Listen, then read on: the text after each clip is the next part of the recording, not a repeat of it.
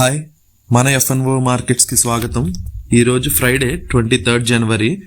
ముందుగా మనం చూసుకుంటే గ్లోబల్ మార్కెట్స్ నిన్నైతే యూఎస్ మార్కెట్స్ పాజిటివ్లో క్లోజ్ అయ్యాయి. యూఎస్ మార్కెట్స్ అంటే డౌ జోన్స్. ఇప్పుడు ఫ్యూచర్స్ చూసుకుంటే అంటే ఇంకా మార్కెట్స్ క్లోజ్ అయిన తర్వాత కూడా యూఎస్ మార్కెట్స్ ఇప్పుడు ట్రేడ్ అయ్యేది పాజిటివ్లోనే ఉంది. Next world markets, Asia markets అన్నీ చూస్తే జపాన్ మార్కెట్, నిక్కీ, నెక్స్ట్ మీరు చూస్తే కొరియా మార్కెట్, ఇవన్నీ కూడా మొత్తం మీరు చూడొచ్చు ఇక్కడ అన్ని పాజిటివ్లో ఉన్నాయి. కానీ మంది గిఫ్ట్ నిఫ్టీ తెలుసు కదా, నిఫ్టీ ఫ్యూచర్స్ గిఫ్ట్ నిఫ్టీ అంటారు. గిఫ్ట్ నిఫ్టీ మంది ఫ్లాట్గా ఉంది, ఇంకా -5 పాయింట్స్ ఉంది. మిగతా అన్ని మార్కెట్స్ పాజిటివ్లో ఉన్నాయి. నెక్స్ట్ మనం ఈరోజు మెయిన్గా తెలుసుకోవాల్సింది ఏంటంటే Monday markets holiday, Republic Day. So Friday ఈరోజు, Saturday, Sunday, Monday 3 days holidays. అందులోని బడ్జెట్ మీటింగ్స్ కూడా ఉన్నాయి ఫస్ట్న. సో అందరూ పొజిషన్స్ ఎక్కువ క్యారీ చేయడానికి అంత రిస్క్ తీసుకోరు కాబట్టి ఈరోజు మార్కెట్స్ మనం చాలా జాగ్రత్తగా చూడాలి. నిన్నైతే మార్కెట్స్ గ్యాప్ అప్ అయ్యి చాలా హై లెవెల్ 300 అబోవ్ పాయింట్స్ నుండి మొత్తం ఫాల్ వచ్చింది. సో ఈరోజు చూడొచ్చు మనకి ఇంకా మార్కెట్ ఓపెన్ అవ్వలేదు. ప్రెజెంట్ ప్రీ మార్కెట్ అంటే ఫ్యూచర్స్ అయితే మనకి ఫ్లాట్ చూపిస్తుంది. సో నేనైతే నిన్నటి హై 25,380 400 సమ్వేర్ ఉంది కదా ఇక్కడ. నిన్నటి హై బ్రేక్ అయ్యి మార్కెట్ పైకి వెళ్తేనే మార్కెట్ పాజిటివ్కి వెళ్తుంది అనుకుంటా. లేదంటే నేను కాల్స్ సెల్ చేస్తాను. తెలుసు కదా, మార్కెట్ కింద పడుతుందంటే మనం కాల్స్ సెల్ చేయాలి. కాల్స్లో ప్రీమియం క్యాచ్ చేస్తాం. మన ఛానల్లో చేసేదంతా ఆప్షన్ సెల్లింగే. ఆప్షన్ సెల్లింగ్ అనేది చాలా compare to option buying. Option సెల్లింగ్లో మనకి ప్రాఫిట్ బాగా వస్తుంది ప్రీమియం డీకేతో.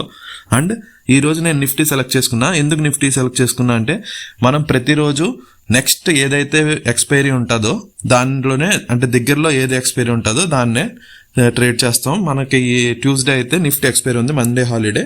సో ప్రీమియమ్స్ బాగా పడతాయి కాబట్టి నిఫ్టీ తీసుకున్నాను. నిఫ్టీ కాల్స్ అయితే సెల్ చేస్తున్నా. కాల్స్ అంటే తెలుసు కదా, ప్రెజెంట్ స్ట్రైక్ కన్నా ఒక 100 or 200 పాయింట్స్ పైకి వెళ్ళి మనం దాన్ని సెల్ చేస్తాం. మార్కెట్ అయితే ఫ్లాట్గానే ఉంది, లైట్గా నెగిటివ్ వచ్చింది. నేను కొంచెం ప్రాఫిట్ బుక్ చేసుకున్నా.